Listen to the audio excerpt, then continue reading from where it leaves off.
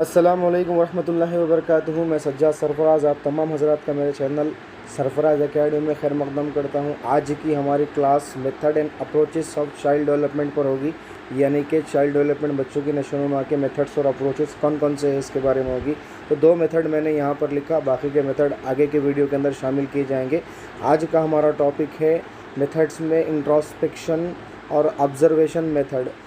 Introspection کیا ہے، جس کو مطالعہ باطن بھی کہا جاتا ہے، اور آبزرویشن میتھڈ کیا ہے، اس کے بارے میں جانیں گے۔ کلاس کو سٹارٹ کرنے سے پہلے ایک گزارش یہ ہے کہ اگر آپ نے میرے چینل کو سبسکرائب نہیں کیا ہے تو سبسکرائب کر لیجئے تاکہ مزید ویڈیوز آپ کو مل سکے۔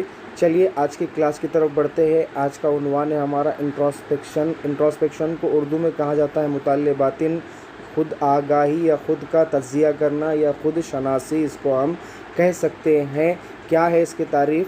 ہم اس کی تعریف کی طرف بڑھتے ہیں۔ نفسیات کے اس متعلقے کے طریقے کو مشاہدہ نفس بھی کہا جاتا ہے، یعنی نفس کا مشاہدہ کرنا بھی اس کو کہا جاتا ہے۔ انٹراسپیکشن لاطینی زبان کے لفظ انٹراز انٹرنل اسپیکشن اسٹڈی، یعنی اس کے لفظی معنی خود کے اندر جھانکنا۔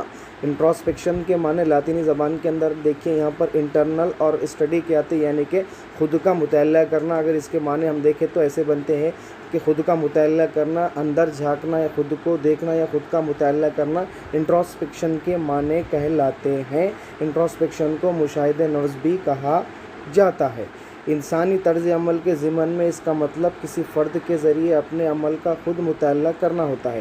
اگر میں پوری تعریف اس کی کروں انٹراسپیکشن کی تو اس کے معنی سمجھ میں آتے ہیں کہ انٹراسپیکشن یعنی خود کا مطالعہ کرنا، یعنی کسی فرد کی پوری حالات زندگی کے اندر اگر دیکھیں گے تو پوری حالات زندگی کے اندر فرد کا اس کا جو طرز عمل ہے، وہ طرز عمل کا جو ہے خود کا مطالعہ کرنا، خود سے اس کا مطالعہ کرنا، خود سے اس کو آبزرو کرنا، خود سے اس کو مشاہدہ کرنا جو ہوتا ہے مشاہدہ نفس کہلاتا ہے، یا انٹراسپیکشن کہہ سکتے ہیں اس کو، یا مطالعہ باطن بھی اس کو کہا جاتا ہے۔ یعنی مطالعہ باطن سے مراد خود کا باطن، مطلب جو اندر موجود ہے کسی انسان کے، اس کا مطالعہ کرنا، وہ معلوم ہونا۔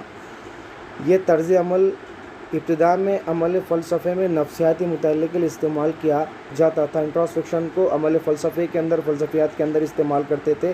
اس طریقے کی ابتدا مشہور فلاسفر جان لاک نے کی تھی۔ یہ طریقہ انتہائی اہم طریقہ مانا جاتا ہے، اس کو اچھی طرح سمجھنے کی کوشش کیجیے۔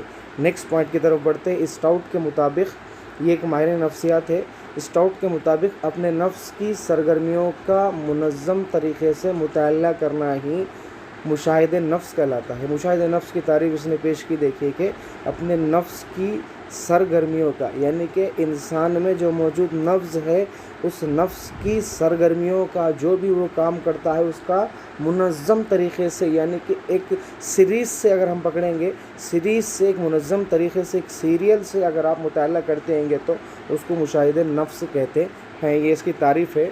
میں امید کرتا ہوں کہ آپ کو تعریف سمجھ میں آئیں گی۔ نیکسٹ پوائنٹ کی طرف بڑھتے ہیں۔ اس طریقے میں فرد اپنے احساسات، تجربات، جذبات اور کیفیات کا از خود مشاہدہ کرتا ہے۔ جی بالکل، اب چونکہ خود کا مطالعہ ہے تو فرد میں جو فیلنگس ہے، ایکسپیریمنٹس ہے، ایموشنس ہے، یعنی جو کیفیات ہے اس کا از خود وہ مشاہدہ کرتا ہے اور انہیں بیان کرتا ہے۔ اور یہ بات سچ ہے کہ کسی فرد کے بارے میں دوسروں کو اتنی معلومات نہیں ہوتی جتنی کہ خود اس فرد کو ہوتی ہے۔ بالکل صحیح بات ہے۔ دیکھیے کہ فرد، اب جس فرد کی خصوصیات ہے وہ اسی فرد کو معلوم ہوتی ہے جتنی دوسروں کو نہیں معلوم ہوتی۔ اب میری خصوصیات ہے، میری خصوصیات کیا ہے، وہ اندر پوری میں کچھ معلوم، آپ لوگوں کو نہیں معلوم۔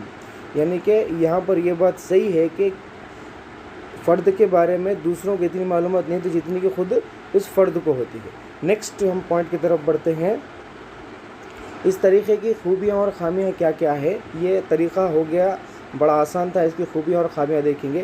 یہ طریقہ کفایتی ہے، اس طریقے میں کسی بھی طرح کے وسائل یا آلات کی ضرورت نہیں ہوتی ہے۔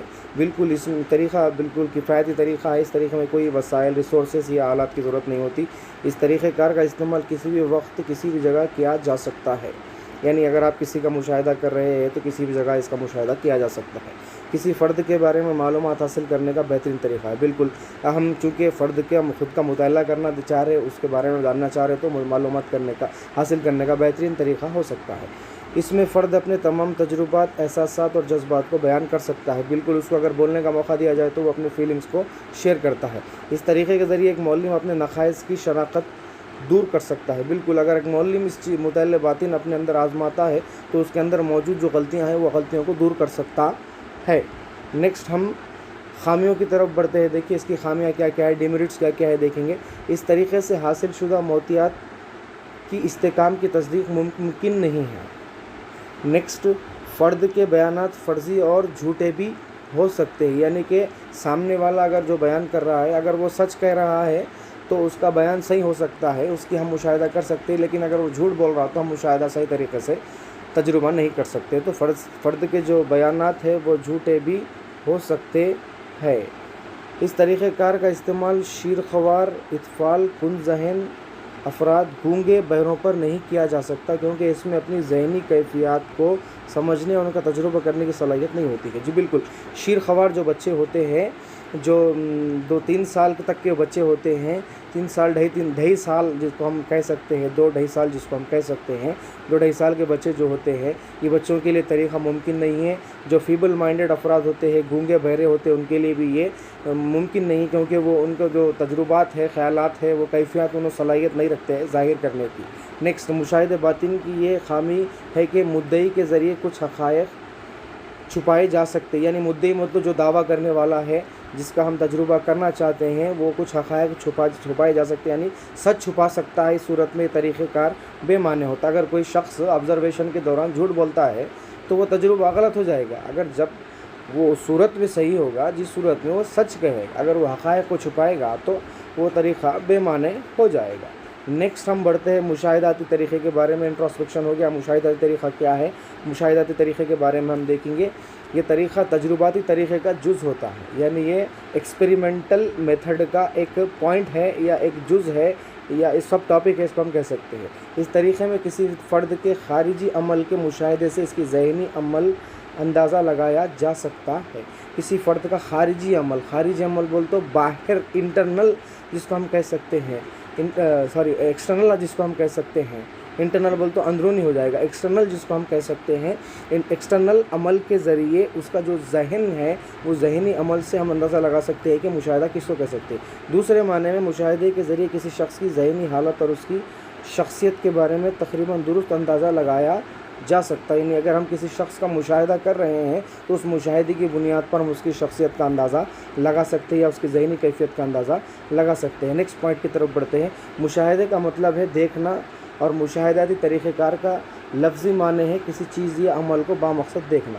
دو الگ الگ چیزیں دیکھیے، خالی مشاہدے کا مطلب ہے کسی کو دیکھنا، لیکن مشاہداتی طریقے کا مطلب یہ ہے کہ کسی چیز یا عمل کو بامقصد دیکھنا۔ دونوں میں فرق ہے۔ دیکھیے، مشاہدہ دیکھنا، مشاہداتی طریقہ مطلب کسی چیز کو مقصد کے لیے دیکھنا۔ مشاہدے کے معنی ہے انسانی طرز عمل کے مطالعے کے ضمن میں اس کا مطلب ہوتا ہے انسان کے ظاہری طرز عمل کو دیکھنا۔ بالکل، مشاہداتی طریقہ مطلب ظاہری طرز عمل کو دیکھنا، کسی بھی شخص کے سمجھنا اور اس کے متعلق حقائق کا پتہ لگانا، جو بھی سچ ہے مشاہدے کے ذریعے معلوم کرنا۔ اس کا مطلب انسان کا طرز عمل جیسا ہے ویسا دیکھنا۔ یہ مشاہدہ مطلب دیکھنا، مشاہداتی طریقہ مطلب انسان کا طرز عمل کسی مقصد کے لیے دیکھنا اور ایسا دیکھنا جیسے حقائق کا پتہ لگا سکے۔ مثال کے طور پر کسی طالب علم کو اس کے درجے میں حصول یابی کے تعلق سے اچھا یا خراب مانا جاتا ہے، یعنی ہم طالب علم کا مشاہدہ کر رہے تو کسی مقصد کے لیے کر رہے کہ وہ کتنا حاصل کر رہا ہے، اس کے آؤٹ کمز کتنے ہیں، تو آؤٹ کمز کے ذریعے ہم اچھا یا برا کا اندازہ لگا سکتے ہیں۔ یہ مشاہداتی طریقہ کہلاتا ہے۔ کسی فرد کا مطالعہ تجربہ گاہ کی حالت میں ایک مرتبہ منصوبے کے تحت کیا جائے تو وہ کام عمل تحقیق میں مددگار ثابت ہوتا ہے۔ دیکھیے، تجربہ گاہ کی حالت میں ایک منصوبے کے تحت اگر کوئی کام ہم تحقیق کر رہے ہیں تو وہ مددگار ہوتا ہے۔ فرد کے مخصوص طرز عمل میں جھگڑالو پن، غیر ضروری تنقیدیں، گندی زبان کا استعمال وغیرہ یہ سب مشاہدے کے اندر شامل ہوتی ہے۔ انسان کے طرز عمل کے اندر یہ سب چیزیں شامل ہوتی ہے۔ نوٹ، یہ طریقہ صرف بچوں کے لیے مناسب ہے، زیادہ تر طریقہ یہ بچوں کے لیے ہی مناسب ہے۔ نو بلوغ کے لیے بھی ہو سکتا ہے لیکن مناسب طریقہ بچوں کے لیے ہی ہے۔ نیکسٹ ہم بڑھتے ہیں مشاہداتی طریقے کے طریقے۔ کون کون سے طریقے؟ دیکھیے، پہلا ہے قدرتی مشاہدہ۔ قدرتی مشاہدے کو غیر رسمی مشاہدہ بھی کہا جاتا ہے۔ मुशाहिदा कुदरती हालात में किया जाए, यानी मुशाहिदा निगार मुद्दई के तर्ज अमल का मुशाहिदा बग़ैर किसी मनसूबाबंदी के गैर इख्तियारी हालात में करता है। यानी इसमें कोई उसूल नहीं है, ना कोई नज़रियात मुशाहिदा हालात को क़लमबंद करता है।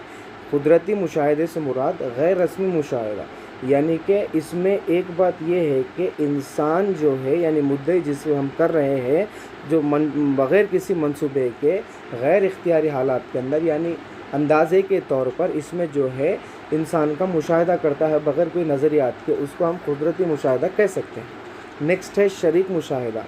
जब मुद्दई को बहुत नज़दीक से देखना हो तो मुशाहिदा निगार इस मुद्दई की ग्रुप में शामिल हो जाता है। यानी कि अगर आप किसी का मुशाहिदा करना चाह रहे उसको आप करीब से देखना चाह रहे हो तो उसको आपके ग्रुप में शामिल होना पड़ेगा ताकि आप उसका दोस्त बनकर तमाम चीज़ों को क़लम बंद कर सकें। नेक्स्ट हम पढ़ते हैं तीसरी मुशाहिदे की तरफ, गैर शरीक मुशाहिदा।